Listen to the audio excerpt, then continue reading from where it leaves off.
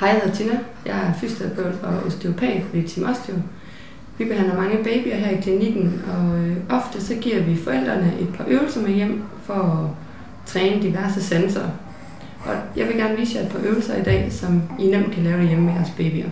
Det er rigtig vigtigt at lave nogle daglige øvelser med sin baby for at stimulere deres forskellige sensorer.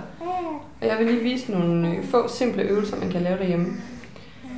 En øvelse kan være at øve at trille, så man tager lige så stille ved i arm og ben og forsøger at få babyen til at blive aktiv i bevægelsen. Elliot er kun 5,5 uger gammel, så han er ikke helt klar til at trille endnu, men derfor kan man sagtens lave øvelsen alligevel. Når han så skal tilbage, så holder jeg lige så forsigtigt her ved hovedet for at støtte det. Hjælper ham her, og når jeg mærker, at han selv er lidt aktiv i musklerne, så lader jeg ham trille tilbage her, så man ikke gør alt arbejdet for ham. Nu rykker jeg lige lidt for kameraets skyld. Så gør jeg egentlig bare det samme den anden vej. Igen. Hjælper han til lige så stille, komme rundt her. Ikke hive i ham, bare lige så stille hjælp ham rundt, så han selv også bliver aktiv i musklerne. Og op på maven her. Og så igen lige støt ham lidt, så han ligger lige. Yes. Når de så ligger her, så kan man lige stimulere hele ryggen lidt, så de også bliver bevidst om bagsiden. Eventuelt lave sådan lidt tryk ind på deres store led, for at give dem en større kropsbevidsthed. Det kan man egentlig gøre hele vejen ned her.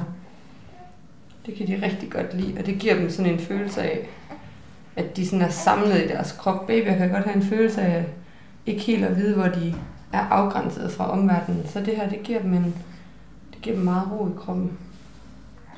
For at stimulere babyers vestibulærsans, så er det rigtig vigtigt at vende på hovedet en gang imellem. Her er sikkerheden selvfølgelig vigtig, så det er vigtigt at have godt fat i baby. Det er vigtigt at passe på nakken.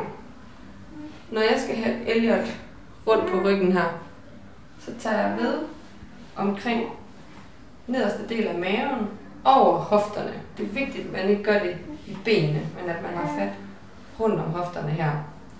Jeg har hele tiden øje på hans nakke. Løfter ham op lige så stille. Løfter op, lader hovedet komme ned. Og lige så stille rundt på ryggen her. Og lige få kontakt igen og se, om han er okay. Så kan man gøre det samme den anden vej. Igen. Over hofterne. Hele tiden holde øje med nakken. Løft op.